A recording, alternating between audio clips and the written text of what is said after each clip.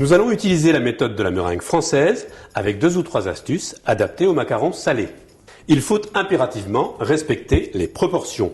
200 g de blanc d'œuf préparés la veille, ils ont passé 24 heures au frigo et sont sortis 2 heures avant à température ambiante.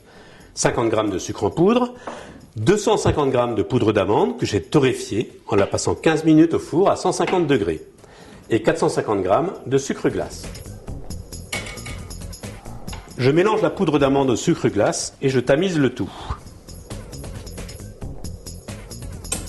J'ajoute, c'est spécial aux macarons salés, 1 cuillère à café de sel fin.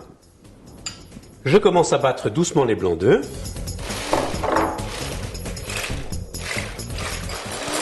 À petite vitesse pour commencer.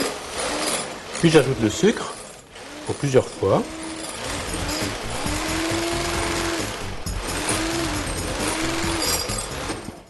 Voilà, il forme le bec d'oiseau, c'est bon. J'incorpore délicatement le mélange sucre glace poudre d'amande au blanc d'œuf. Je passe ma spatule sous le mélange, je remonte de cette façon. C'est le macaronnage.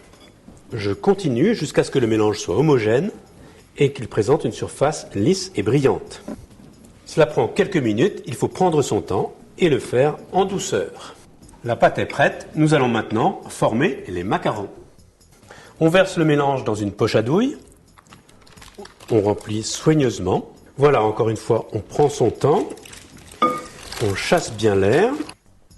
Il nous faut un papier cuisson et un gabarit que vous trouverez sur internet. Je vous conseille pour les macarons salés de les faire plutôt petits, 35 mm au lieu de 40, afin qu'ils se tiennent bien une fois garnis. 2 techniques pour couler vos macarons. Soit vous faites le tour du cercle, puis vous finissez par le milieu, soit vous coulez par le milieu sans bouger. Il faut alors tenir votre poche verticalement, tout près de la plaque. Cela paraît plus délicat, mais c'est efficace. Vos premiers macarons seront un peu irréguliers, mais regardez, vous ferez vite des progrès. Les macarons vont s'étaler d'eux-mêmes. Voilà, la plaque est remplie, on va la tapoter doucement pour chasser les bulles d'air.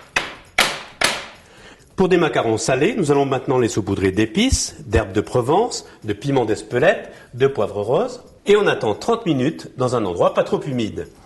Cette phase qu'on appelle le croûtage est très importante. Elle est terminée quand la surface ne colle plus, lorsqu'on sent qu'une pellicule dure s'est formée. Patientez au moins 30 minutes. Nous allons maintenant cuire nos macarons. Les feuilles sont faciles à manipuler.